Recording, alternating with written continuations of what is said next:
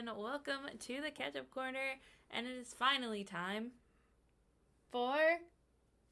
The show to end? Is this happening? We're doing the finale already? I thought we had maybe 2 years before YouTube shut down and the show ends. Shit. Well, it's been a good run. It's finally time for the Muppets. No, it's the same thing. Go on a good run and then never be used again. We're just like the Muppets. Who are we kidding? Thanks, Disney. Oh, honey. Thanks, okay. Disney. Yeah, okay, Muppet movies. So, with the short turnaround between TV shows and all that shit, we figured probably better to do the movies and then the TV shows as the big one before our wrap-up. So, we're doing the movie first. Now, to set the ground rules, there's only 2 specials we watched, which I guess we can talk about first because they're easy. 3? Oh, you watched Letters to Santa. Okay. Which I've seen before. But, we're going to count feature films. Like, we're talking specifically feature films other than maybe 1, 2, 3, 5, 8 TV specials we did. Yeah, that's pretty much it I got otherwise, so... So the way I think we should set this up, because we have 10 or 11 movies that we need to talk about. Rapid fire. I figure what we're going to do is we'll do a brief description of each, and then we'll come back and talk about our favorites and what we liked, and then a general wrap-up. So we're not going movie through movie? I mean, we can. Okay. But we can just talk a couple sentences about each movie. Okay. Unless you want to do the whole thing. This is your show. I'm just the guy in the chair. Them in the chair. So... whatever you want to do is so okay. This isn't 3 hours long because we tend to talk a lot when we're talking about things that we like. Yeah. So let's start with the 1979 movie. Wait. Question. Yeah. Do we want to do the feature films or just get the specials out of the way? I was going to do the specials last. Specials last? Christmas. I guess. Okay. Well, one of them's Halloween, so quite frankly. Well, yeah. Okay. Let's do the easiest to talk about. Okay. So, because they're mostly less than an hour, so. Yeah, all of them are 40 minutes. And again, to be fair, we didn't do the feature, the TV specials, the TV movies, if you will. We're talking feature length other than these specials. We wanted to do more specials, but I forgot there was a shit ton that go up to an hour, 2 hours. There's the infamous Wizard of Oz one, which is so bad, it's crazy to think about. So, we didn't get to do stuff like that, but we did watch Letters to Santa, which I've seen before. You watched that more so. We watched the Christmas special from the 80s, which is always a childhood classic in my book. And we also watched Haunted Mansion. So, okay. All right, let's start with Haunted Mansion because Halloween's already passed. Yeah, let's get the old out and then get to the new. All right. Haunted Mansion, so I had watched this before. I enjoyed it the first time. It was okay. But then we went to Disney. Yeah. And I actually understood the references. So I think that only made it better in my book. I don't think you'll fully get an appreciation for this movie. I feel like the Eddie Murphy adaptation, you'd be fine not going on the ride. I guess, but this one, I think you would need to go on the ride in order to you gotta understand the history and the references and all the wisecracks at the beginning when they are first entering the mansion and the they're in the room that stretches. You're not going to understand that if you've never actually been there. It's funny in the special, but you won't get it until you've actually lived it, because this is a true story where it happens all the time, where they pause the damn ride because of a technicality. Yeah. Statler and Waldorf are stuck during the musical number for the Haunted Mansion in the hall with all the 999 ghosts. It's funny, but you won't get appreciation until you actually live that experience. So it's a great time nonetheless. Yeah, it's funny. I liked it a lot. It does really show how many Muppets don't get used anymore, though. This special has a ton of Muppets that were never used after maybe the early 2000s or aren't used as much. I mean, the Muppet News Reporter, Johnny, for example, the old Italian stereotype from the late 90s especially that got prominence in Muppets Tonight, for example. Even the background Muppets in some of them, some of the monsters that are taller, I forget the orange one's name off the top of my head, but ones that you don't see as often anymore now that it's the main cast. It's wild to think about. Obviously, they use the main Muppets for a lot of ghosts, too, because you have to have Scooter and Fozzie and Miss Piggy and Kermit in there, and they make jokes about those cameos. But This is a Gonzo focus special, especially with Pepe, since they are now the new duo. Rest in peace to my boy Rizzo, replaced best friend with best friend. But it's a good special. I want to know your thoughts on that really quick then. Is there anything else you liked about it? Because I still think it's an okay special even after the ride. It's a fun one, but it does feel like what a lot of Muppets content we could talk about in the wrap-up is, where it was like they didn't know what to do and they threw it together and told the Muppets, go at it. Yeah, it feels like, I mean, it's not original. No. Like, this has been done before. We've had a million Haunted Mansion movies at this point. So I do think it does that a little bit of a disservice, because this is nothing original, but it is still fun and a cute little homage to the Haunted Mansion. Yeah. I will say this. The hitchhiking ghost CGI at the end, woof. Yeah. Fucking woof, dude. Yeah. I can't... Beaker and Bunsen made a joke earlier where, like, their cameo as bust heads. They were like, oh, I thought we'd be more. And they made fun of the budget. I didn't think it was that serious until we literally got to that part.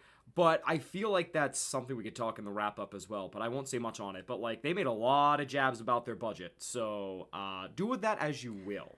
But for what it's worth, it's still a good time. I did like the song that, oh God, what's his name? Darren something. Which song? The one where he's singing in the graveyard about the ghost. Gravekeeper. Yes. That's a good song. I like that song. And Alfonso Ribeiro is one of the ghosts, and that's yes, great. And Danny Trejo. So that's a good one. And then there's just fucking Jeff Keighley. Fucking Jeff Keighley. He's everywhere. I can't stand it. I can't fucking stand it. Him and the Muppets are so synonymous now. Like, he's keeping the Muppets alive, and it makes me happy and mad at the same time. Like, Statler and Waldorf at the Game Awards is the greatest thing of all time, and I will never get over it. But it's a good special still. Yeah. It doesn't do the Haunted Mansion completely justice. It's a 40-minute, 50-minute special, but for what it's worth, it's still a fun time, and it's one of the first few appearances where Matt Vogel replaces Steve Whitmire after he got fired by the Henson Company as Kermit the Frog. You could tell. You can tell. I didn't love that. Yeah. At first, I was wondering if it was, like, because he was wearing Miss Piggy's nose, because that's their costume. No, it's Matt Vogel. You can tell. Listen, Matt Vogel's a great puppeteer, and this is a very common theme. He's not Steve Whitmire, though. No. But, like, should I just go over the controversy now before we get into, like, the episodes and all that? Yeah, I have a feeling this is going to be a bit of a longer episode at this point, anyway. So, Steve Whitmire got fired. They parted ways.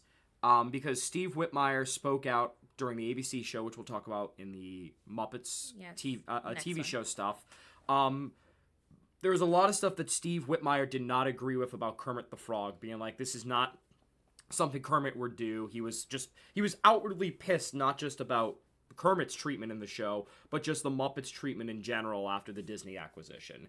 It came to a headbutting with, like, everybody, and he basically, they parted ways. So Matt Vogel is the new Kermit the Frog, and with the Muppet Show special TV reboot on the horizon, I'm very intrigued to see how he does, especially because since the first appearance, I think, publicly before the Haunted Mansion special, nobody was a fan of his voice. And he's trying. You can tell he really is trying, especially in this special, but it's not Kermit. It sucks to say that, but it's not Kermit. Even just the joke delivery is not Kermit, in a way. But for what it's worth, with the limited screen time, Kermit is still there. Yeah. But I don't know. I think it's an interesting thing to talk about. But I did still enjoy the Haunted Mansion. The songs were great. I liked all the green screen effects and the CGI that they're implementing with the Muppets so they can take advantage of more whimsical action. With puppetry, I liked it up until the hitchhiking ghost at the end. And I also loved all the guest star cameos, I mean, isn't the limo driver Helen from Drake and Josh? Okay, good. I thought I recognized. I love her so much. Yes, she is. She's funny as hell. Will Arnett was great. Yeah. He was great, obviously. Even John Stamos' limited, cameo. That's literally his 5-second cameo. His 5 seconds before his face transforms into a monster to jump scare Pepe. Like, I feel like the cameos, and I feel like this is a question later on, but I feel like all the cameos really had some time to shine in some way. And it again, everyone seems like they had a fun time despite being limited screen time for some of them. So that's the best I could say on that. It's a good special. Very good special I enjoy. Really love it. But in actuality, it is definitely not the best thing out there for the Muppets. Okay. Let's move on to Letters to Santa. Okay. Which is another just really short. I only wrote like 2 sentences on it. It's cute. It is. It's to the point. Yep. It has Madison Pettis in it, who is a phenomenal actor, as you know, a child actor, a phenomenal child actor. I think Nathan Lane was in this too, right? Who? Nathan Lane? Timon. Oh. Pretty sure he was in. Am I thinking of the right? Yes, he is. No. Okay, Nathan Lane's. I think Nathan Lane's in this one. Yes, he was. Okay. Yes, he was. If I remember correctly, Nathan Lane's great. Nathan Lane's just a phenomenal actor in general. Fucking love that guy. Yeah, it was just cute. It was to the point. There really isn't much to say about it because there isn't much going on. It did have an interesting twist of like everyone's childhood dream of going to the North Pole, but they actually flew there. They did. In an airplane. They did. With a travel agent named Joy. Yep. Yeah. Joy across the world. So there you go. Played by Uma Thurman. Yep. Who, yeah, great. It was a great time. Great time. Literally nothing much to say about it, though. It's cute. But I feel like that's a thing we could talk about all around in the wrap-up about Jim Henson's productions now, other than Fraggle Rock and Sesame Street. But it serves its purpose. It's cute. You see the Muppets do some hijinks. I feel like the bloopers are worth it more than anything. I love the bloopers for Letters to Santa especially. So let's talk about the best one of all time. Family Christmas. This is probably my second favorite Muppets Christmas production. Yep. And you already know what my first is. Oh, Which yeah. we didn't watch for this one, but we'll talk about the Muppets Christmas We've Carol. seen it so many times, we can quote it like the back of our hand. So this is one we don't have to catch up on. I'm so glad that we saved this episode. Caved. Shush. As if we were under pressure to watch Family Christmas. Held at gunpoint. You will watch Fozzie Bear's mother and her icy patch. That sounds horrible out of context. Wait a second. So her glad. ice patch on her porch. I'm so glad we saved this episode for later on, like almost last, so that I could watch more of Sesame Street again, so that I could watch Fraggle Rock, because we did watch this before, like way before this podcast was even a thought. I've always watched it since I was a kid. I had a VHS tape. I don't know where it is. I watched it our first Christmas together that we spent here. Yep. Decorating the tree. Yep. And I didn't really get it. I didn't get any of the cameos, like, was just kind of there for the ride. But then watching it this time, I truly appreciate it. I had no idea who Doc was the first time watching it. Dope. And then when I was watching it this time, I was like, oh my god, I know him. And Dog. And Dog. He's got a fucking name. It's Sprocket. I know, I blinked. But I've watched this since I was a kid. I had the VHS tape and everything, which is funny because we watch this now on YouTube because I don't think there's a DVD release that we can find our hands on at the moment. But it's all on YouTube. There are different versions, actually. We watched, I think, the most complete version because in the VHS tape, they skip over Sleigh Ride with the Snowman and Fozzie Bear because some songs have licensing issues and legalities, so some home releases were, some songs and scenes were cut entirely. And that was one of them. So you went from inside the house to Fozzie Bear just suddenly with this talking snowman with animals celebrating around them. And it's like, what the hell is this? Yeah. That does stink, having to watch some of these on YouTube. And you're not sure if... Because there are parts of the movies, too, that are on YouTube that are, like, split up into clips. And you're not sure if you're getting the whole movie or not. So I ended up having to bite the bullet for one of them and just rent. Yeah. I ended up renting it. Renting, yeah. But, yeah. But Family Christmas has been a staple in this house for years. It's one of my favorite Christmas specials to watch. Might be one of my favorites of all time. I think even without knowing the cameos, it's just a heartwarming film. And if it's your first time being introduced to some of these guys like Fraggle Rock, I think it's a great introduction. They're there on screen for 5-6 minutes, I want to say, with a song, and you still get the vibe of Fraggle Rock show itself from that song alone. Like, it's so fun. It also has my most ironically funny moment in the entire special, where Kermit, they're basically running into the Fraggles. He runs into Red. He's like, oh my god, and then the camera pans, and Gobel's just standing there deadpan. He's not reacting or anything like Reddit. He's just behind Kermit standing deadpan and is like just standing there in dead silence as Kermit reacts. And of course, Gobo's puppet doesn't blink, so you have this unblinking little Fraggle just staring behind you in this ominous-looking cave with ominous lighting, and it cracks me up every fucking time. And It's I so just, funny, it's hysterical. because the Fraggles are kind of used to meeting new characters every twist and turn around their caves, and Kermit's like, what the fuck? Kermit's shitting himself. Red's a little jump scared because she didn't realize he was that close more than anything. And then you turn and you just see Gobo just like, okay. Like, okay. Well, this is happening. I'm meeting someone new today. He just kind of looks like, do I need to, like, lock you up in a cave somewhere? Or are we going to be chill? Like, are you going to be like the invisible gargoyle? Or are you going to be cool? Which is it today, Frog? Which they don't even know what a frog is. But their song is one of my favorites in the special. Passing On. About passing on their little Fraggle Rock to show appreciation.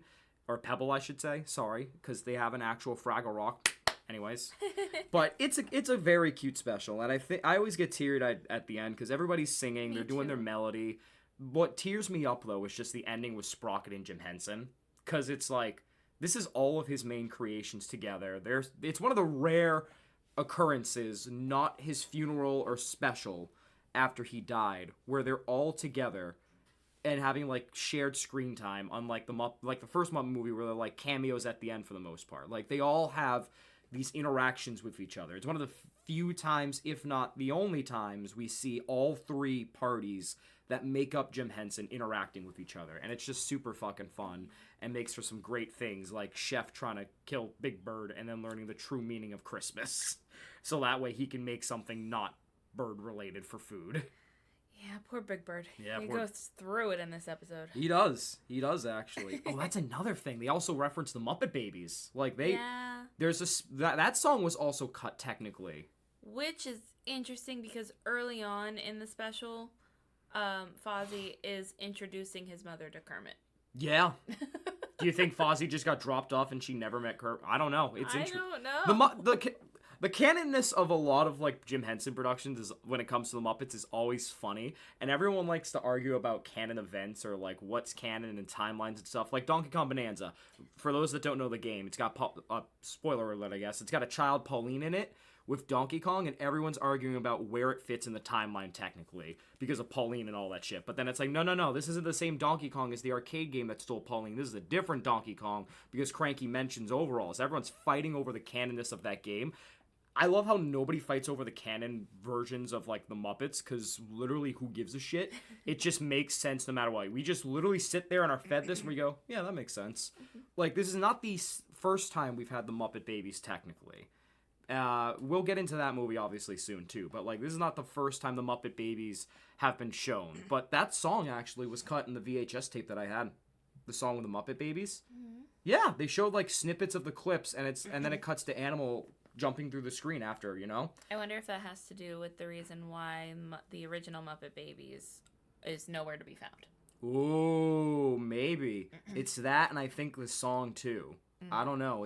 Like I said, there's a lot of licensing issues with this special. So the fact that we were able to find one of the most complete versions, if not the only complete version, on the internet is amazing. Like, I'm sure there's other versions, but this is, like, one of the better qualities out there for the complete version. So we'll take it. All right, let's get into the movies. All right, at this point, because we're 20 minutes in and we've only talked about 3 of them. Okay, and they were specials. Those are 40-minute specials. What do we got first? Are we starting from the top? I think we'll start from the top. We'll start from the Muppets movie. Yep. 1979 version. Yep. This one, I loved it. Yeah. I loved it. Yeah. This was one of the only ones that I had watched prior to this. And I do have a lot of notes, but I will let you talk. I will not rant on forever. Go ahead. But, like, I don't want to spend too long on this one because we have so many others to get to. Yeah, we got to get through everything. So, first of all, I just want to say, in general, this has probably one of my favorite songs from the Muppets as the opening, Rainbow Connection. That is one of the best songs of all time. Love. Probably one of my favorite Muppet songs, Jim Henson songs of all time. It's up there for me. It's up there. It goes back and forth with my other number one. And I do like, and I realized the humor of this comment later on when we watch another movie, but I like the concept of how the Muppets, like making a movie on how the Muppets started out, because typically you see movies like, oh, getting the band back together, but you don't really know like the starting point of the band or how they got together in the first place. And I like that they kind of did this, and towards the opening, Kermit is asked, oh, is this really how the Muppets starts? And he's like, well, more or less. And then you see exactly where those exaggerations happen, like towards the end where Animal is literally a giant and creating mass destruction. If you don't know, Animal is my favorite Muppet of all time. I don't know. I think that actually happened. I don't think It has one of my favorite moments of puppetry and taking advantage of the limited technology for, like, film with the 70s, because that, you know, animal design is perfect, because they had a giant animal head, obviously, through the roof, and you get like a back shot of it, and it shows the mechanical neck, like, outwardly there. But it works because Animal always has the collar on his design, so it's like, yes, it's a glaring thing where you see the mechanism, but it works because you don't question it mostly because it's still part of Animal's design. Like, if anything, you could probably imagine where the rest of his body is right below it. So it's a genius move, in my opinion, to make Animal the one that gets big. It's not just a funny point, but... Yeah, no, it's great. I love it. Loved it. Had a really good time with it. I think this was a really, really good starting point for the Muppets. Agreed. What'd you think of the songs in general?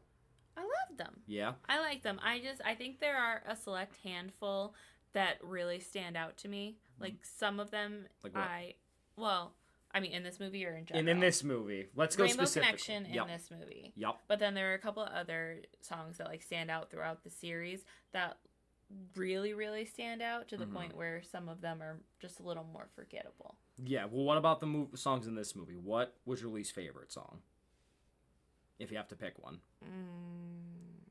If there's an answer here where if you say this is your least favorite, I'm going to have to elbow you. I don't think I have any least favorites. I just think I have songs that are there that I really enjoy, and then favorites. Like, I don't have any least favorites. Okay, Rainbow Connection's fighting for the top spot always from this movie with another song that I love. It's the Electric Mayhem song, Can You Picture That? Yeah. Like, that literally is a fucking awesome song, and they take advantage of, like, how they know the script, and there's so many little nods to what happens next in that song while being just a fucking hippie jam, and it's so fun. It's absolutely thrilling, and the Electric Mayhem are just amazing in general. I love the Electric Mayhem. I cannot wait to get to their show. I'm gonna say it. I'll just say it outright. They are amazing throughout, like, the Muppet history. They're always consistent.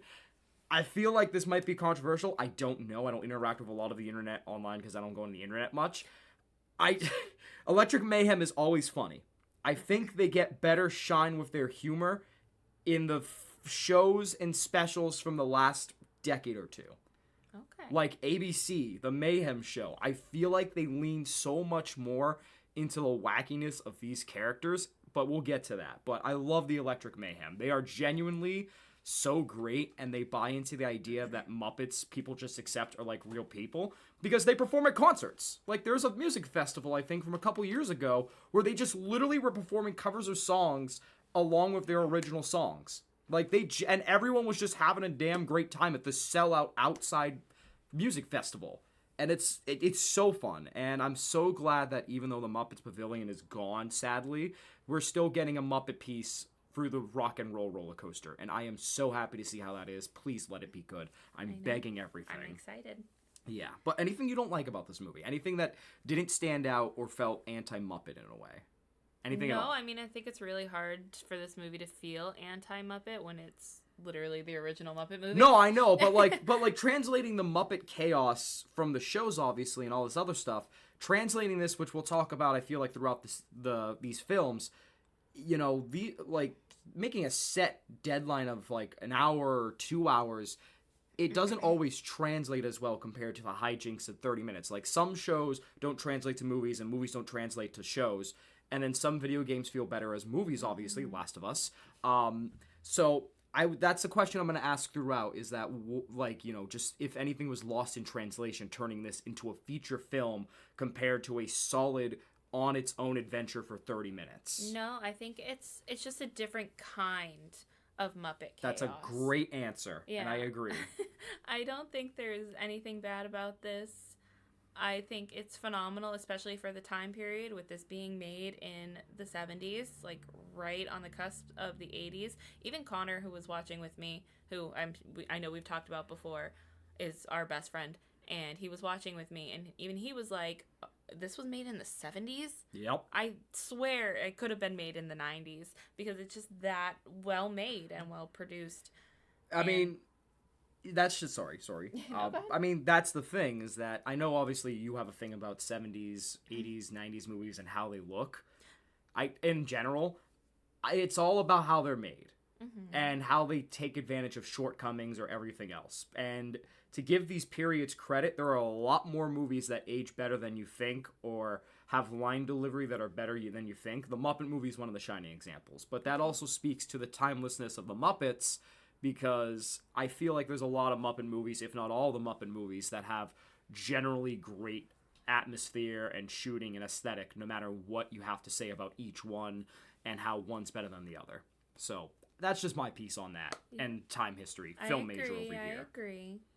All right, let's talk about the next couple, because I don't have a lot to say about those. Really? So The Great Muppet Caper. Woo! I enjoyed. Yeah. That's a great start. That's a great start. But I don't think it's a favorite. Valid. It's fun, it's entertaining, but it took over half of the movie to actually get to the caping. Well, I mean, that's in general, I feel like, such an interesting thing. Like, I feel like these next two movies, or next three in general, people like, but it doesn't match the quality, because it goes back to what I was saying before, where they translated the show chaos in a way into a feature format instead of being like the heartfelt origins with some Muppet chaos, you know? I feel like that's the thing about it. But The Great Muppet Caper is still a good film, and it has a lot of great humor in it. I will forever love fucking Beauregard going, we're gonna catch these thieves red-handed, and then he goes, what color are their hands now? Like, they repeat that joke 5 different times, but it's so funny every time with each character. Like, Piggy just going from jail, what color are their hands now? Like, oh my god, it's so funny. Just anything involving them so fucking great. Well, it's a good film. Yeah, it is a good film. It has, like, don't get me wrong, even the Muppet movies that I didn't enjoy as much as others still got laughs out of me. They're all funny. Yeah. It's just some of them I enjoyed more than others. This doesn't capture the same heartfeltness as the first movie, and it's like a weird whiplash where, like, this one did a different angle on the Muppets that we're not used to and took their hijinks but made it more of a seriously heartfelt type of movie. This is just like the Muppet Show on a feature film, and it works to a point where, like, I feel like they focused, and I agree, more on the hijinks than carrying the actual plot, because it did take over half the movie to get back to the main plot, but it does have some of the funniest moments. Like, we also repeated the Miss Piggy and Kermit meeting for the first time thing, and it kind of felt very similar because they did the exact same thing. Yeah, they do that a lot with just these with films. Like a teeny tiny little twist. Yeah, absolutely agree with that. But, like, it has some of my favorite hijinks in the entire movie, like the red-handed thing. So great. I also love the opening credits stuff where they were joking about the opening credits and breaking the fourth wall. Like, I always love Muppet fourth wall breaking. The other favorite thing I had is Miss Piggy when she lied to Kermit about where to pick her up and how rich she is. Yeah. And who she actually is. The fucking house scene with the rich couple is so freaking hysterical, between Miss Piggy sneaking in and them just having this mundane ass couple like conversation and then going, did you hear the door? And Miss Piggy just going, I'll get it! And then they just look and they go, is that the pig? And then walking through the house. Well, you skipped the first part. What? Because they're eating at dinner and they hear a noise. Yeah. And then she goes, do you hear that? And he just goes, it's a pig outside climbing the... It's a pig climbing the wall. And then, like, you know, she's giving him a tour of the house, and while they're still having dinner, he just kind of looks and goes, what the hell? Follows them through. They hide in the closet. He catches them there. He has, like, a fire poker in his hand. And, like, he forgets what the hell's going on. Like, this is the dumbest couple ever, and it's so fucking funny the entire scene. Like, they just find a way to make use of all this space to make a running gag hysterical. But it is definitely on the weaker end, in my opinion. But it's still a great time. Listen, if I may, again, being the Muppet fan that I am, I don't think I have a Muppet movie anything below a 4-star. I don't. I really don't. I think maybe this one you can make a case for 3.5 for me, and I'd be like, yeah, I see it. I genuinely enjoy every Muppet movie with my heart, and I don't think I have anything less. So if when I say this is on the weaker end, it's about like a 3.5, 4-star, most likely a 4-star. So there's nothing bad I could say about these films. I feel like my lowest would be a 3.5. Yeah. So is this one your lowest? I figured as much. I think so. Which is interesting because we'll get into the next ones afterwards. But immediately, Manhattan. So the Muppets Take Manhattan. Fun. Loved it. Had a great time. It's really Kermit Takes Manhattan. Yeah. It's not, they all, after probably a quarter of the way through the movie, they all branch out. And we still see them, like where Kermit is getting letters from wherever they are in the world. And we're still getting those little cameos. But Kermit's the only one, besides Miss Piggy, who stays in Manhattan. Which I need to get into for a minute. I'm going to go on a teeny tiny little tangent because I understand why Miss Piggy is the way that she fucking is because Kermit puts her through it. Yeah. Yeah. Literally through every single movie, Kermit refuses to commit. He's flirting with other women. He kissed another girl it was on the cheek, but still, he kissed another girl right in front of her and didn't even, she was an afterthought. He turned and then went to kiss her after thinking about it. Well, he puts her through it. Well, they talk differently. He talks to her like, thank you so much, kiss her on the cheek and goes, goodbye, Piggy. I'm like, damn. I forgot. He puts her through it. I understand why she is the way she is. My favorite scene throughout this entire movie is after she gets robbed and she steals somebody's roller skates. That is my favorite and she scene stops too. the robber. The guy comes back like, can I have my roller skates back? And he's trying to untie them while they're arguing. And he's like flip-flopping. He's Wembley personified.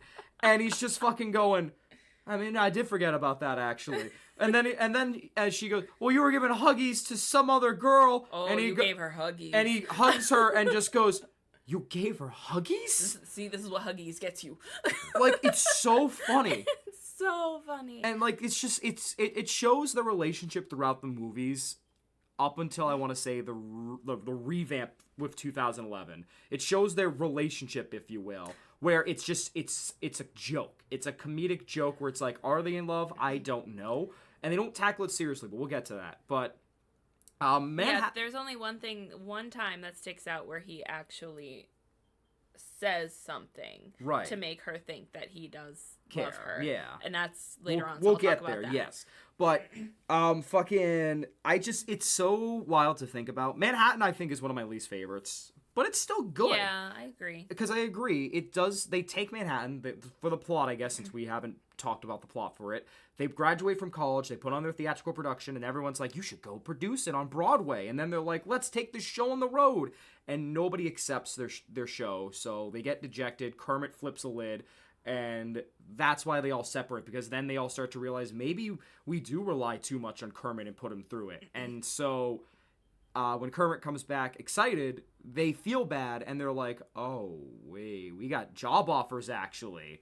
And they all split for a bit. For most of the film, actually. So it really is just Kermit Takes Manhattan. I feel like this is the least interestingly shot of the bunch. But then again, what can you do with New York that hasn't been done already? Meanwhile, Kermit's fallen in love with a human girl and Miss Piggy's pissed. That's not the only interspecies relationship at this point. The fucking rat with the customer. I'm just saying. I'm just saying that's the funniest joke of all. Do you believe in interspecies relationships? I have dated a couple rats. Zinger of a line. This still has some great zingers, and it still carries that humor. Yeah. Miss Piggy is the star of this one, I think. I agree. She's a fucking rock star. I didn't used to like Miss Piggy, because I thought she was pushing herself on Kermit. But the more I watch, the more you get it. The more I fucking get it. My favorite, and I am Team Miss Piggy all the way. My favorite part is fucking when the construction workers are trying to flirt. And she's ignoring them, watching them, and she sees them hug, and she bends the metal bar and starts going ballistic. Oh my god, it's so satisfying. Oh, it's just New York. The comedic timing of everything with Jim Henson is just so amazing. And that's something I feel like you could say about all these films, whether it's Jim Henson era or after his death where his team and his son are making things work and getting different productions going, the humor is typically always on point for 90% of, if not all of the entire film. I don't think there's like a boring moment with the humor where I go, oh, I didn't find that funny. Yeah. Which is important. And the heartfeltness does take a huge step back, though, which is interesting. Yeah. Yeah, because then we get that weird, like, third act plot of Kermit having amnesia. Yeah, where, like, he gets hit by a car after the show gets, produced, and then the hospital's like, damn, you don't have any identification, I guess we're gonna have to let you go. So Kermit's wandering the streets, and then, like, meets these other frogs that are doing business, and then becomes Phil. Yeah. Which had some great wordplay rhyming jokes in there, which was hysterical with that group. And then everybody finds Kermit because they're in the booth next to him in Pete's diner, and because he has amnesia, there's an innate part of him though that knows Together Again still, so he plays it on the cups. Yeah. It's such an interesting third act. I think that had the potential to have like this nice, heartwarming feel to it. And then like make Kermit, remember his friends by like being heartfelt and warm. But he gains his memory back by Miss Piggy clubbing him. Because he made a comment when she was like, you remember me, we're in love. And he goes, me loving a pig? And he starts making pig jokes. And then she just beats the shit out of him. And you know what? That's the relationship, though, quite frankly. I know, but it's so toxic. I know, but it works for that, though. It's such a running gag thing. But it works. And then they have the whole play, and it's great. And then they have the wedding. Shout out to Uncle Traveling Matt for just randomly being the front row of the wedding, might I add. That was great. And I just have a headcanon that he just kind of snuck in there and has no idea what's going on. I mean, he never knows what's going on. So quite frankly, he's literally Traveling Matt. I don't think we ever get a specified idea of where Doc's house is. So for all we know, he could have been a couple clicks down the city or in another city not far away and just kind of stumble in and be like, a wedding. Or no, he's like, I came upon this conglomeration of celebration. Evidently, there is this green-looking thing and a gorg with a large snout. They called it a wedding and marrying, though I do not see any carols going on. I feel like that's all Uncle Matt's stuff to go. I agree with that. But it's a great movie still. It's fun. It's one of those ones I don't think I'd rewatch as much, but I definitely think it's my least favorite. I would just rewatch the roller skating scene again. Oh, that's one of the best parts of the entire movie. Uh-huh. Like the use of somebody in a full body suit being Miss Piggy chasing this bandit, and then just the fallout with the skater. You gave her huggies? And then, I didn't steal someone's roller skates and spy. Yeah, I forgot about that part. Like, it's just so fucking hysterical. And I do love that while they know about the relation, this is some self-awareness on the relationship with Kermit and Piggy from a third-person standard. But again, we'll get to that in the later films. Speaking of later films... Muppets from Space? Yeah! Or, actually, no, I think... Is Muppets from Space first, or is Treasure Island first? No, I think it's... Oh, no, it's Muppets from Space is 1999. So I think it's Christmas Carol and Treasure Island. Do we want to talk about Christmas Carol? Let's get that one out of the way. Best adaptation of all time for Christmas Carol. Best adaptation of the Christmas Carol. Up there. I watched this movie before even really knowing what the Muppets were. I love this so much. My mom could never get me to watch any of the older versions of the Christmas Carol because I was always too scared. And why would you? Just to watch the British? This was my favorite adaptation of the Christmas Carol, including Jim Carrey, including the one that I was part of in my high school production. Rest in peace. That I did like for 4 years. You did. I love this adaptation. It's the best. So much. It's the most heartfelt. Another one of my favorite songs, Marley and Marley. Oh, that's a banger. Of all time. I love it. Just love it. I love it. I don't think there's anything we could say that has been said already about this one specifically. No, I mean, other than Michael Caine, who's an icon and probably one of the best actors that has ever acted with the Muppets. I don't know. I have someone else coming up. I know. We'll get to that in a second. I know who you're going to say. There's the meme, but Michael Caine's still fantastic. Fantastic. Like, and it's one of the best shot Muppet movies in my opinion. There's a lot more set pieces here. Like the end of Kermit's song on his way home from his shift. relatable. And he looks up at the North Star and the shooting star. Like, that whole shot is just beautiful. Some of the best songs in Muppets history, in my opinion. Like, I feel like this entire Carol soundtrack can be identified as the best Muppet song, because it's so hard to pick which ones. I dare say this might be my favorite Muppet movie. I wouldn't blame you, because this is, like, the best iteration, I feel like, a Christmas Carol. It captures the Muppets' humor, and it captures a lot of trends they wanted to go forward with after Jim Henson's death, like Gonzo and Rizzo being really good friends and taking the reins of everything going on. Because it felt like after Jim Henson, while Steve Whitmire was still getting his feet wet being Kermit, they did a lot of different things, you know? Kermit was a part of productions, but he wasn't the main host all the time. Muppets Tonight is a good example. And then, like, this one, where, like, Gonzo and Rizzo are the main characters. It's so interesting to me. And I feel like Gonzo and Rizzo's chemistry just works. They're such great friends. They're amazing. This is just an amazing movie in general, and it captures every mood. It captures every relationship the Muppets have with each other perfectly in the setting of A Christmas Carol. Robin and Kermit get their time together again after what feels like forever.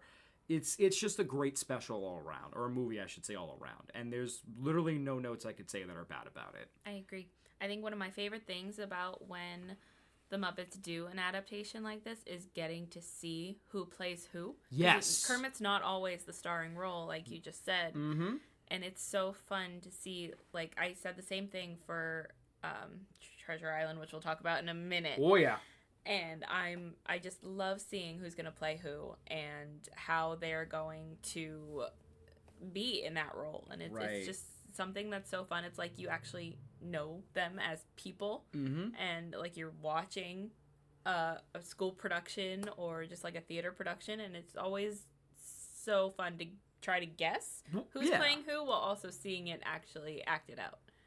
Well, it's always fun too, because Kermit during this point, basically, he has, and again, it's the running theme of, like, after Jim Henson's death for a little while, he's in a very important role still, whatever adaptation he's in, but he's not the main star. Like, the other Muppets get to shine with that regard, but it's like, if you know the, you know, adaptations and the original source material well, you could probably pinpoint, oh, Kermit's gonna be this, because it's still an important character at the end of the day. Which brings us then, I guess, to Muppet Treasure Island. Is that your favorite? Of the two? Of everything. No. Really? Listen, I love this movie, but I can't deny Christmas Carol and the original Muppets movie and another one later on that I want to talk about. Okay. I love Treasure Island, though. This is like, this shit slaps. Has one of your favorite actors. Tim motherfucking Curry. I love Tim Curry. Literally, Tim Curry and Michael Caine during this time where the adaptations were strong are literally created the meme of adaptations where it's like, oh, Michael Caine, not to quote it again, Michael Caine treats these guys like fellow thespian actors, and Tim Curry treats himself like a fellow Muppet.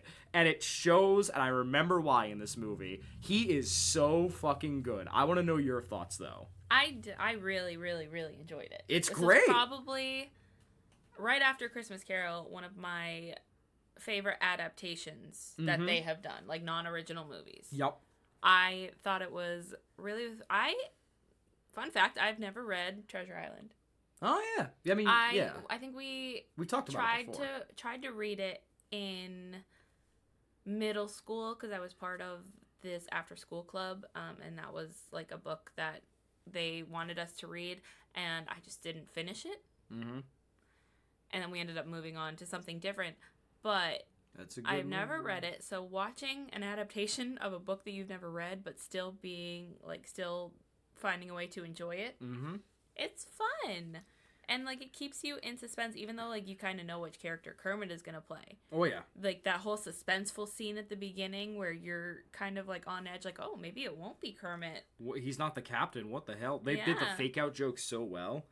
But let's also talk about the main star of this fucking movie, Tim Curry. Tim Curry. Yes. One of your favorite actors. He's amazing. He's amazing. I want to know your thoughts on Tim Curry. I also think he's amazing. I was not sure the direction that this movie was going to go. Because, again, I haven't read the book. But I feel like he played the smarmy...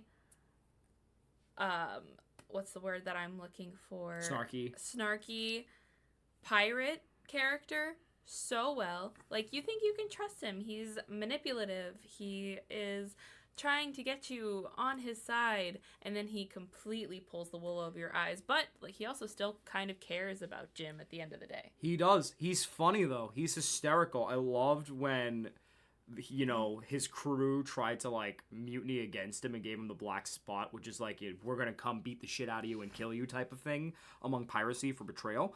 They gave him the black spot after he tried to betray them, and he's tied up and all that shit, and they're like, yeah, we didn't have any paper, so we wrote it on this page of the Bible, which then proceeds to go, you bastards, what the hell? You wrote this on a holy page? Shame on you. You're all going to hell. And he's like, just bow for forgiveness. And they're like, oh, we are so sorry. And they immediately go back to all trusting him. And it's so funny because Tim Curry just plays the role so well. And you could tell he's having just, like, the damn most fun out of everybody there. Like, he's loving himself. His fucking song about being a professional pirate, like, he's just having the time of his life. He doesn't care. And I love that. Oh, yeah. Love it. He was doing great. The songs in this were good, too. What did you think about the songs in this? Good? I like them. Yeah. Again, not things that really stood out to me, because I have other favorites. Like, I don't think I have a new favorite from this movie. Don't put disrespect on Cabin Fever like that. I'm sorry. Your face during Cabin. I always love introducing someone to the Muppets and getting to Treasure Island and, like, seeing their face during Cabin Fever. Who else are you watching movies with? Our friends. Mm-hmm. Anyways, Cabin Fever. I love everyone's reaction to Cabin Fever because it's literally like taking this actual thing of insanity at sea forever, and especially back then, and like it turned it into a whole song. And like, yes, they could have gone just insane and all that shit. They turned it into a whole theatrical production, giving everybody like samba outfits, maracas, all this other shit. Like, everybody's having the time of their life, losing their mind, and I'm just watching her go like, what the hell's going on?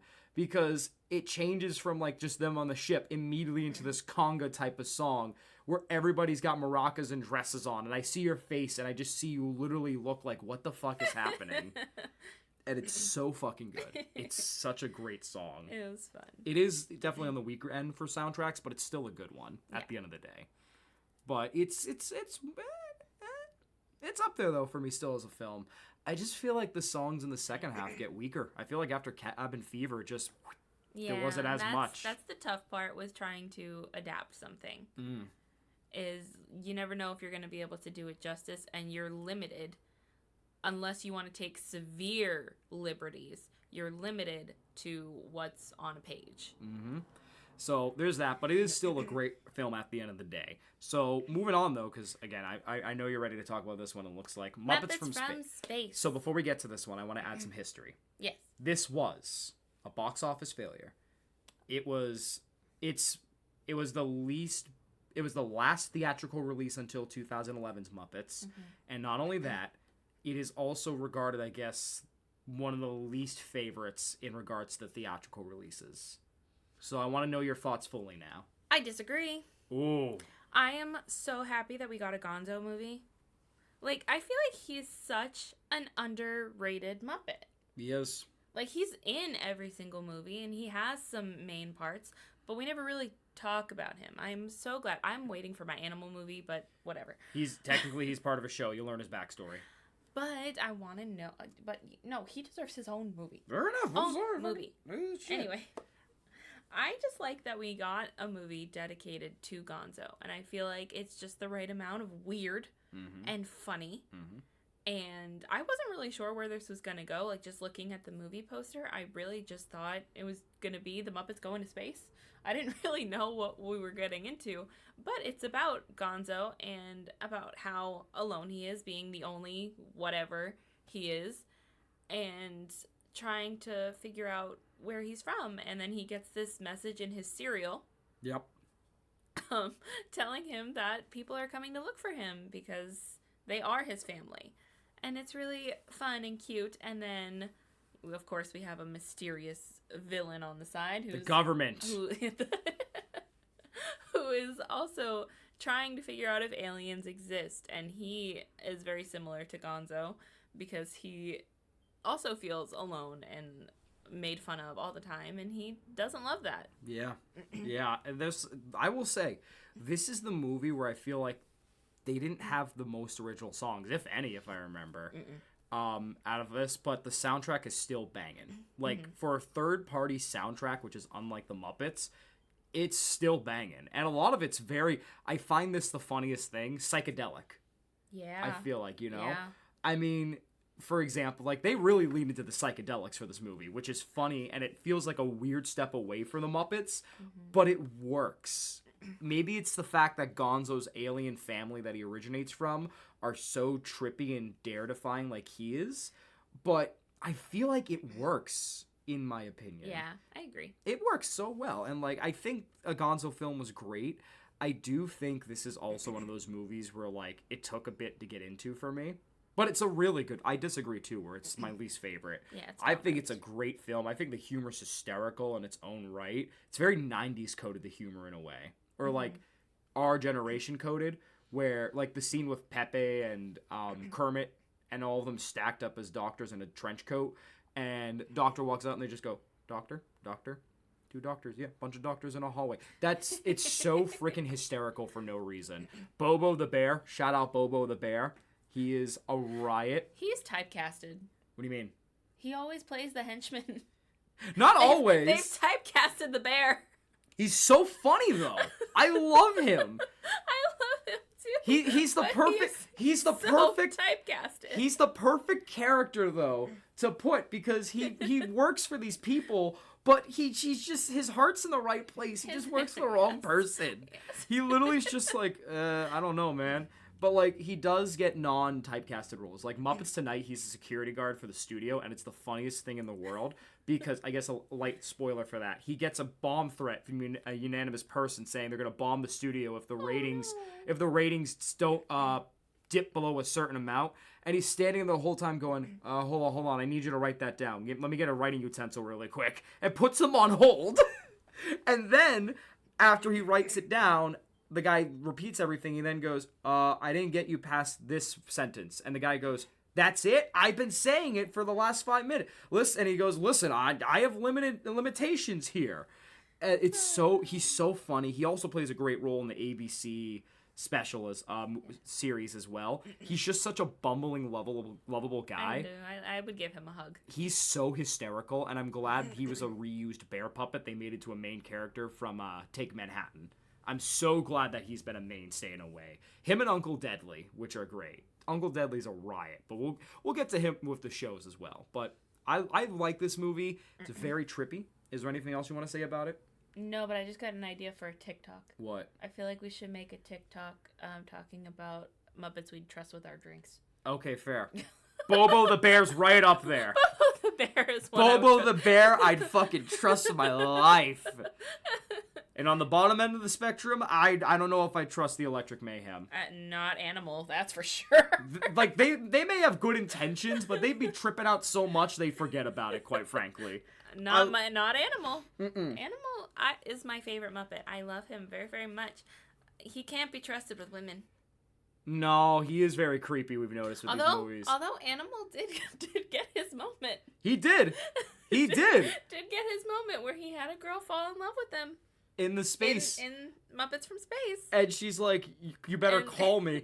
And he turned her down. Which makes the joke later on in one of the TV shows where he goes, too many women, too many towns. It's so, like, yes, it's a little weird with the women, but it's in a funny way that, like, it just, there's a punchline anyways with it, where it's such a weird thing where, like, I feel like it wouldn't fly now especially, but it's not harmful in a way. Yeah. I think it's still funny with him, but he's a really funny character, and I think they all are. And I love how they gave him that moment for a second, because this does feel like it started to really group the set main Muppet characters instead of having 50 different Muppets at once being funny throughout the movie. Like, it started to really group together your Fozzie, your Miss Piggy, your Kermit, your Gonzo, and your Animal.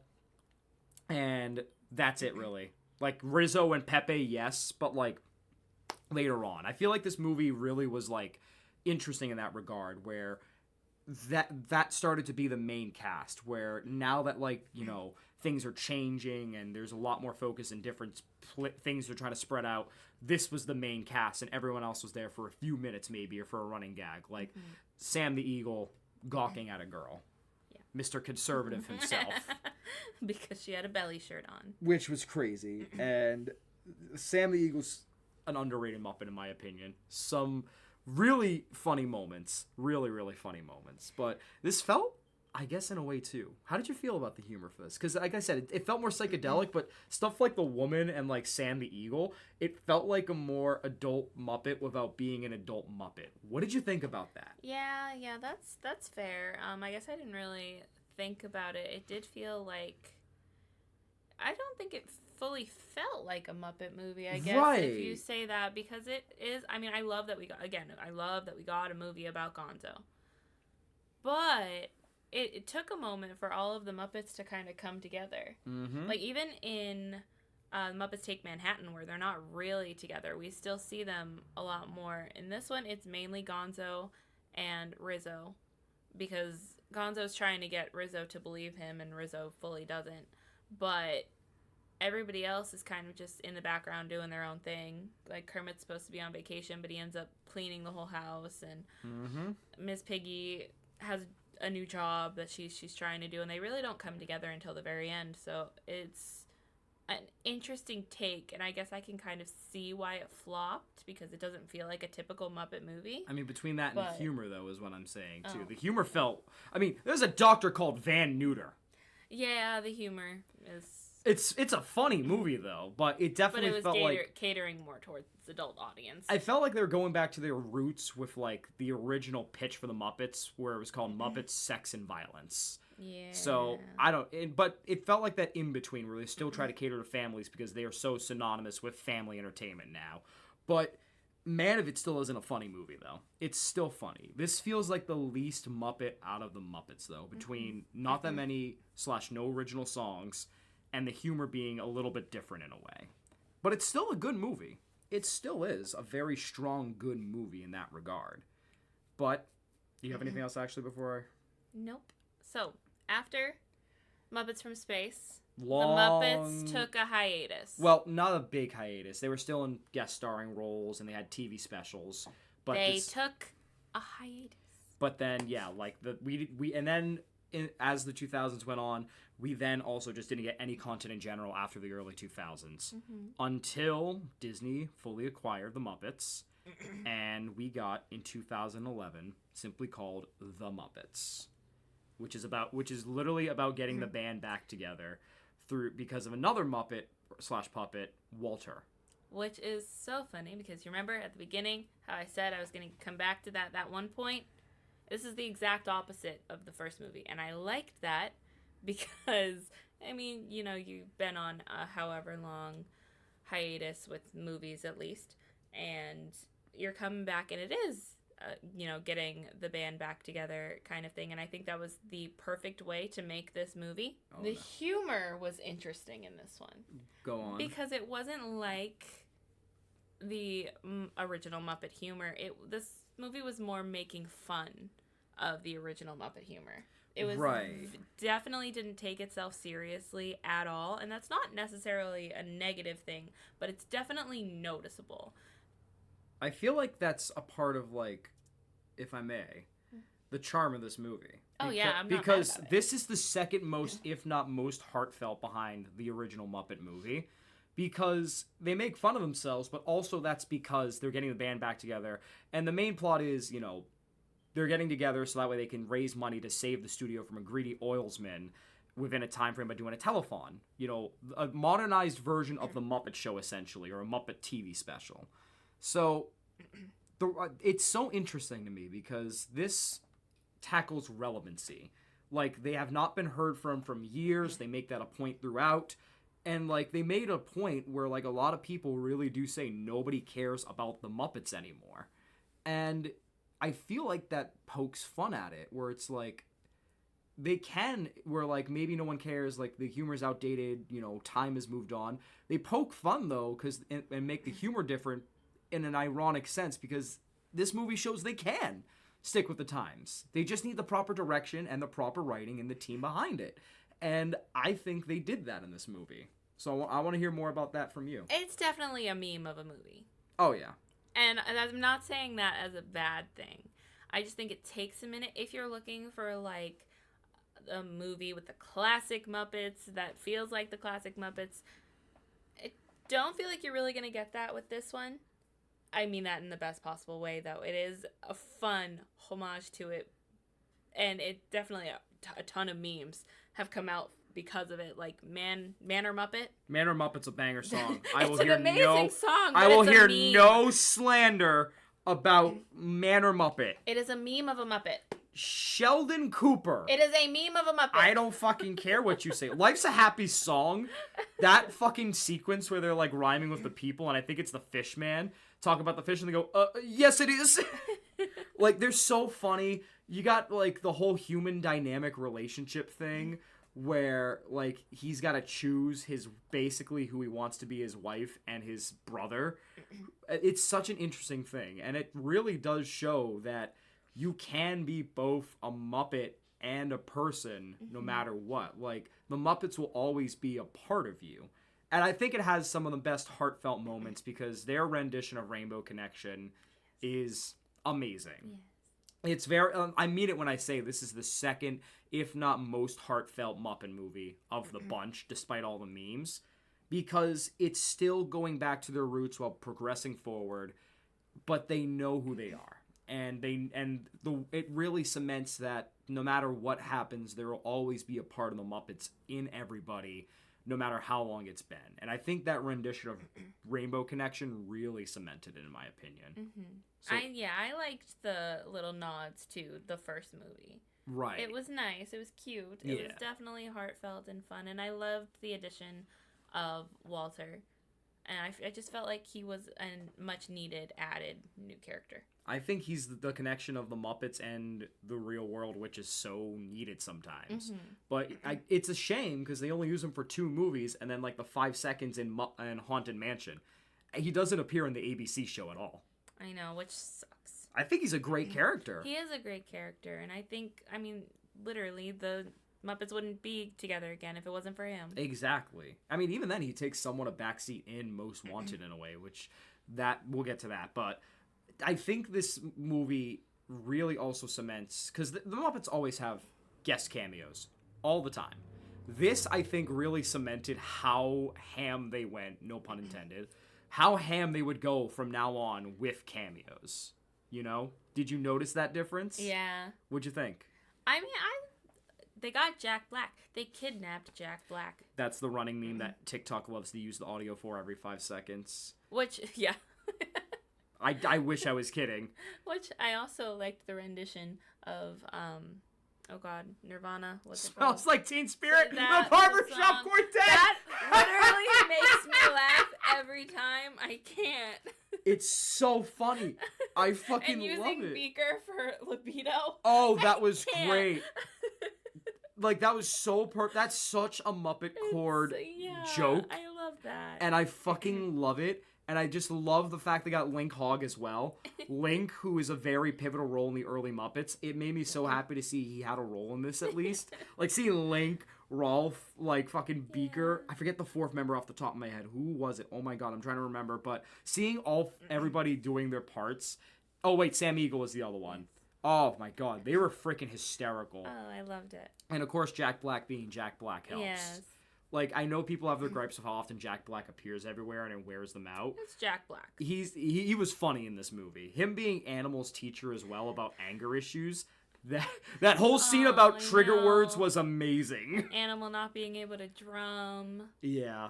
I loved the whole flashback sequence of everybody, or like the montage of getting everybody together and where they've been. Yeah. It's exactly where you feel like everybody would be if they were real people. And then there was Ralph. I love that joke where it's like, how come you didn't show me? Mine was interesting. And it's just him sleeping. And then he goes, in a hammock. And then Kermit just goes up and goes, you want to get back together? Okay. Like, this movie stays true to every Muppet character's personality, which I feel like the early 2000s really strayed from in a way. Like, especially the TV specials. Mm-hmm. Like, again, not to quote it, Wizard of Oz, oh, it's so bad. Garbage. I know, we didn't watch that one for this. Like, the early 2000s really are an era where, like, the Muppets, I think, were so desperate to, like, be a part of anything or try to understand everything. They got away from who they were and what makes their adaptations and them so special. So I'm very happy you liked this renaissance in a way. Anything else you want to say about this? What'd you think of the human actors in this? Oh, I loved them. I thought they were Amy Adams and... Oh, Amy Adams was a gem. Amy Adams is fantastic. Didn't know she could sing, so that was good to know. And... Jason. Jason, what's his... Segal. That guy. I forgot. I'm really bad at names. I'm sorry. I'm pretty sure it's Segal. But yeah, he was great in this too. Sorry, I'm like... Yeah. My foot's asleep. You're fine. He's good. I know. I loved his acting with the Muppets. I feel like between everybody, his felt the most natural. I loved the cameos too, despite how frequent they were, because Sheldon Cooper just being the human version of Walter, I saw your face and you started losing it at that. Yeah, because it just fits. It does. It fits. It's hard to explain, but it does. But again, if there's anything the Jim Henson Company knows to do well, no matter the time period, it's getting human actors that work for their movies. Mm-hmm. And it's so good. I really do think this is like an amazing movie that will always stand the test of time and always have relevancy. Because unfortunately, again, Disney has no idea what they're doing with the Muppets. They are, again, the greedy multi-billion-dollar company at this point. I don't even know how much money they make. That sits on all these properties and then does nothing with them. Fuck you, Disney. But Muppets is one of them, especially. And it's such a shame. But I was glad at least... no matter what happens, that this movie will stay relevant in a weirdly sad way. But even if the Muppets somehow, this launches a renaissance coming up, this new show, even if it launches a renaissance again for the Muppets for a good while, I am at least happy to know that this movie exists, where it always will say there's always a bit of Muppet in everybody, no matter how long it's been. The songs are good, though. What do you think of the soundtrack for this? Great. Yeah. Again, though, I don't feel like it took itself too seriously, which I was okay with, but I had a great time. Manor Muppet, classic. Best one of the bunch? Yeah. I knew it. I freaking knew it. So I knew you were going to like that one. Anything about this one you didn't like at all? No. Yeah? I mean, I think it just took me a minute to get into. Yeah. Because it didn't feel like classic Muppets. But it's a new era of Muppets. And right. That's okay. It just takes me a second. If something changes from like what I'm used to, it just takes me a second to get used to it. Mm-hmm. I don't hate change. I just am hesitant to change. This feels like, if I may, this feels like Brian Henson's the Muppet movie, in a way. Mm-hmm. Like, I know it was, I don't think he even directed it, but, like, he definitely oversaw it, obviously. But where Jim Henson obviously had his The Muppet movie, this feels like Brian's The Muppet movie. Like father, like son. And I think it's a great one. Yeah. Which then brings us now to the last, as of right now, feature Muppet film we've gotten, Muppets Most Wanted. Which is the first and only, I think, direct sequel to another Muppet movie. Yeah. Well, fun fact, actually, I didn't know about this one until I was doing research a while ago. Manhattan apparently almost had a TV series follow-up. Oh. With Josh Gad taking the reins on that. Oh, that would have been interesting. It was as soon as 2019 they were trying to get it done. Huh. And it just fell short because of creative differences. Yeah, that sounds about right. Yeah, but, all right. Muppets Most Wanted. Describe it and then get into it, honey, because I really am intrigued on this one for you. The Muppets Most Wanted is a direct sequel to The Muppets. And it is about them wanting to go on tour, and then they meet this creepy guy who offers to take them on tour and travel around the world, and then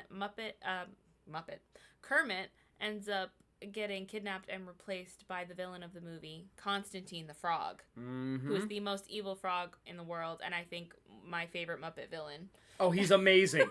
And of course the creepy guy, played by Ricky, actually is in cahoots with Constantine, and they're trying to steal, I forget the exact gem. I don't remember. The crown jewel, I think, in Britain, I'm pretty sure. Yeah. But it's such a great thing. So, okay, continue describing and let's get into your thoughts, because I have a lot to say about this movie, depending on what you say. Well, so the Muppets are starting to have creative differences, and that's why they start taking, what's his name? Ricky's character, I forget. Yeah, they start taking his side over Kermit. So Kermit doesn't feel wanted. And Constantine now is trying to be Kermit, but he has a really heavy Russian accent. Yes! My favorite stim of all time to do is that fucking line. A really heavy Russian accent. That and the lovers, the dreamers, and cheese. Nailed it. It's so fucking good. It's so funny. I like this. I think I like this one a little more than the Muppets. Oh, I think so. Can I really just drop a bomb on this entire discussion? Okay. This is my favorite Muppet movie. Is it? I love this fucking Okay. movie. Like, listen, obviously the Muppets movie, like the Muppets, not to be confused with the Muppet movie, the Yes. Muppets movie with the Muppet movie. The Muppets ushered in shit ton of cameos, obviously, relatively compared to the 90s, 80s, 70s movie. I didn't care. Say what you will about the shit ton of cameos they do. But, like, okay, well, first of all, there's one cameo that has aged badly. Very badly. Fucking P. Diddy. Yeah. That aged so badly. Wow. What also aged badly, speaking of humor, to go to humor really quick, is Gonzo saying they made a sequel to the movie while they wait for Tom Hanks to make Toy Story 4. We're about to be on 5. Whoops. Yeah. So, but... I love the cameos in this. Oh my god. Who was it? Sarah Faye, I think it was? Tina Fey. Tina Fey. Sorry, I've confused the name. Tina Fey as the fucking prison keeper of the gulag. Oh my god, she was amazing. Again, Danny Trejo, he's attached to the Muppets at the hip, I feel like. I'm okay with since this movie. Because he was in this, he was in Muppets Now, which had one of my favorite segments I remember we watched during COVID. It was you, me, and Kim, and we were all pissing ourselves at it with Swedish Chef. And, like, the Haunted Mansion even for a few seconds. Like, he's just attached to the hip of the Muppets, and I do not mind it at all. But, you know, she was great. He was great. Ricky was amazing. He might be one of my favorite companions for the Muppets of all time. He's up there for me. Okay. Up there with Michael Caine and Tim Curry, which are tough piles to beat. But... I loved everything about this movie, but, like, the guest stars made it such a big thing for me. Yeah, I loved it. I thought it was really, really fun. I think this is probably one of my tops, too. Oh, yeah. It's so funny. This, in a time, because Muppets Manhattan, Muppets Manhattan, and The Great Muppet Caper, I feel like, were trying to capture the humor of the Muppet Show, now the heartfelt stuff's out of the way, and put it in a feature film. This does it so successfully, it's not even funny. And Constantine just helps it so much. I love him so Oh my much. god.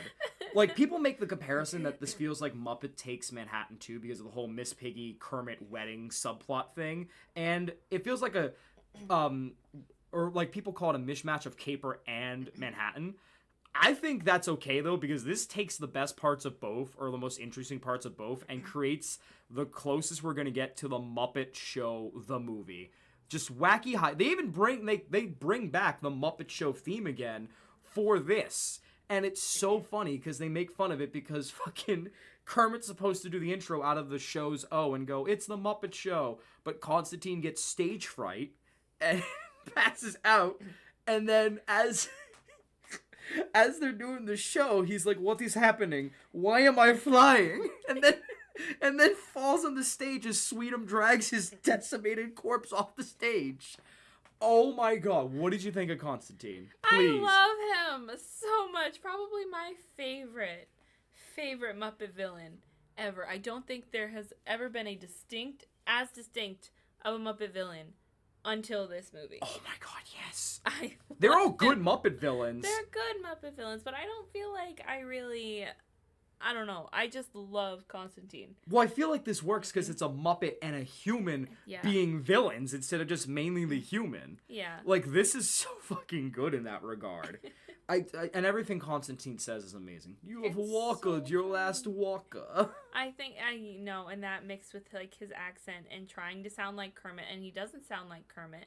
But everyone's so stupid that they don't think otherwise. Other than Animal, who uses, like, his his quite literal animal instincts to smell Kermit and go, not Kermit, and, like, freak out. No, he said bad frog. Bad frog, yes.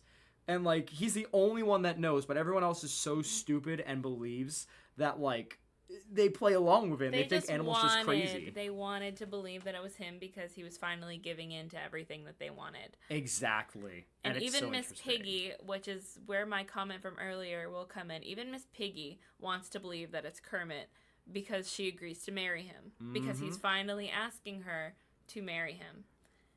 And this is the one and only time that Kermit has ever said, like, yes, he shows things with his actions, but this is the only time that he's ever said anything to make her and us feel like he actually loves her. Right. Because Constantine is finally realizing how badass Miss Piggy is, and he goes, what a woman. And Kermit's like, yeah, she's my woman. The only time we've ever heard Kermit lay claim to Miss Piggy, but ever. Like, that's also an interesting point, because the wedding scene where Constantine and Piggy get married, and there's two Kermits, and she goes, all right, I need to know which one's the Kermit. Will you marry me? And Constantine's like, of course, let's get married. And Kermit's like scared, like literally, like, I don't know, I gotta think about it. Like, he clearly loves her, but like, he's just scared. Afraid of commitment. Exactly. So, but that helps Miss Piggy realize that's her frog. And it's such a heartfelt thing. And again, it shows this new era of the Muppets in the 2000s where, like, it feels like they comment more on that relationship and the indecisiveness so much more than ever. And it's such a good thing. But again, Constantine and Ricky are hysterical. Oh my god. Fucking the love song. Give you anything you want. Constantine fucking rocking that song. Did they show the full song in there? I think so. Because there's a part where, like, there's a second verse where he's like, you want to go to the moon? I'll see what I can do.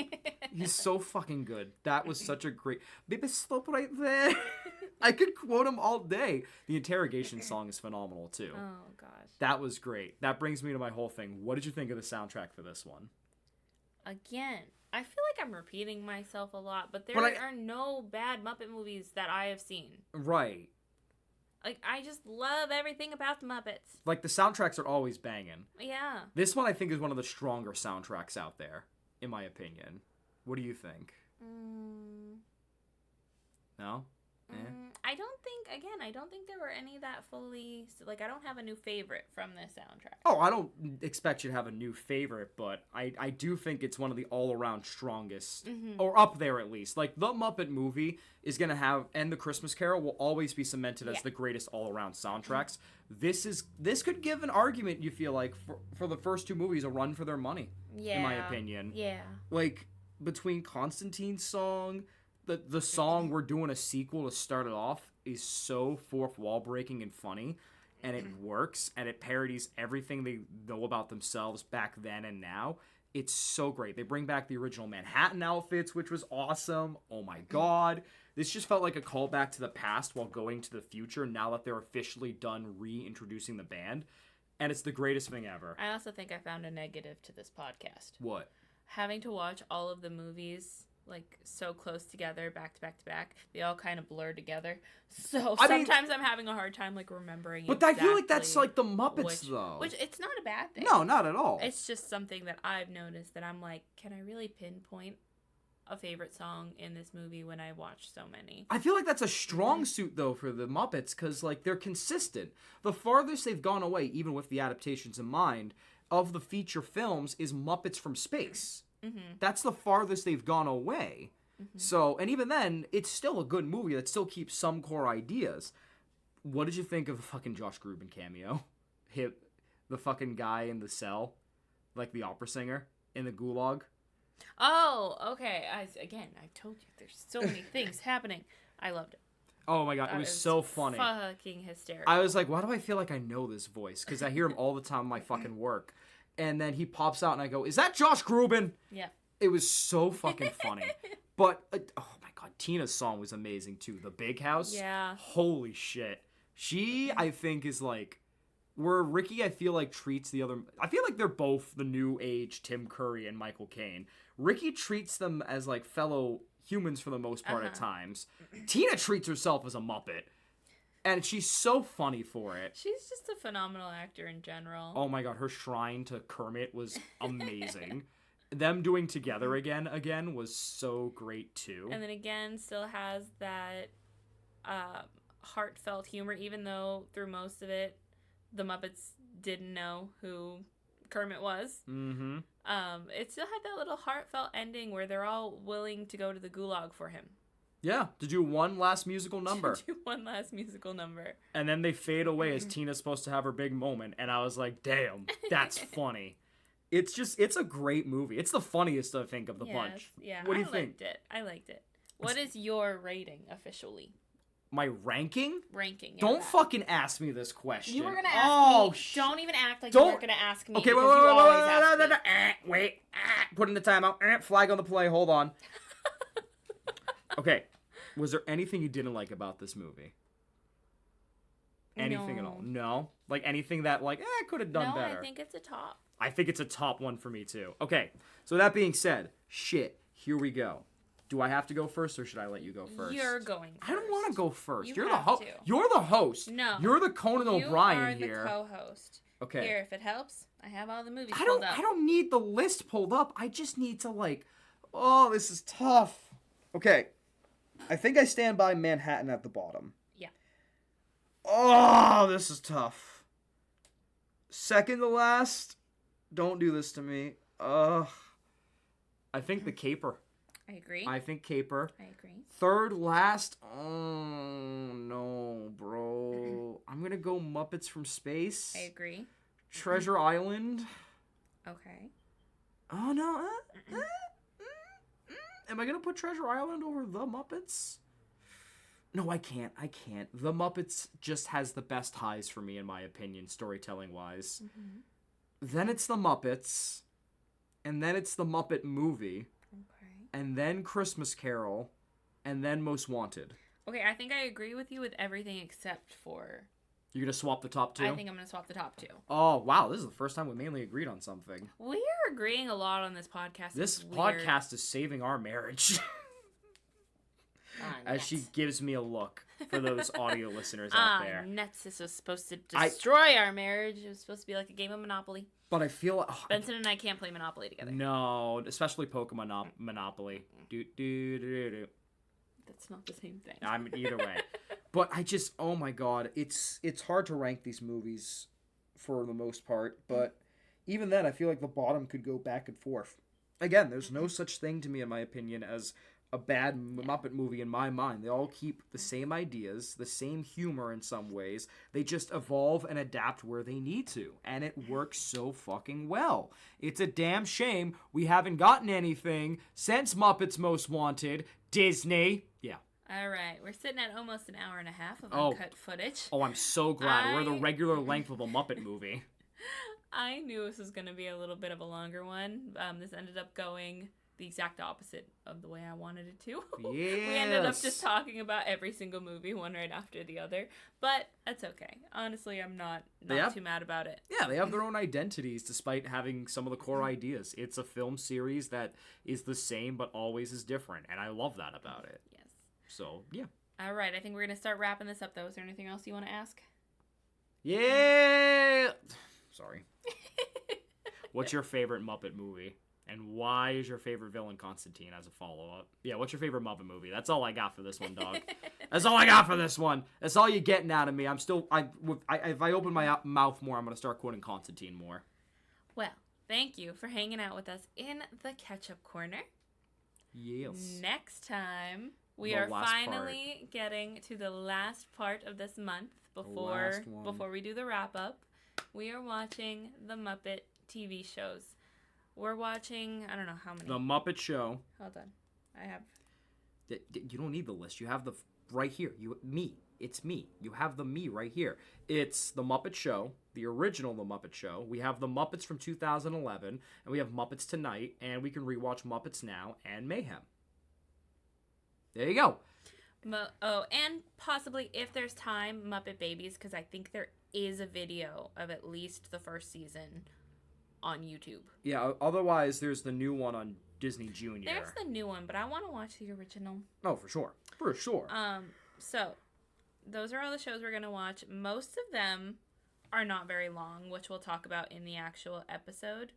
But the Muppet Show I know has like a few Shit ton seasons of with seasons. like a ton of episodes, so we'll see how much we can watch of that. But Muppets Tonight and Muppet Show carry the same episodic feel with like the special guests. Where like we can get through it, but I really want to compare and contrast. I don't even think we can find a lot of full episodes. I don't think it's on Disney Plus. Which one?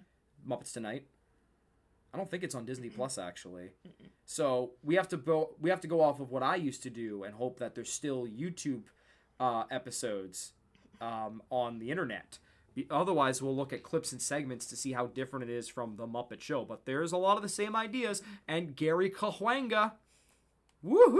All right. Can't Either wait. way, we will see you all in the next one. Thank you for hanging out with us, and we love you. Bye. Yes! And cheese.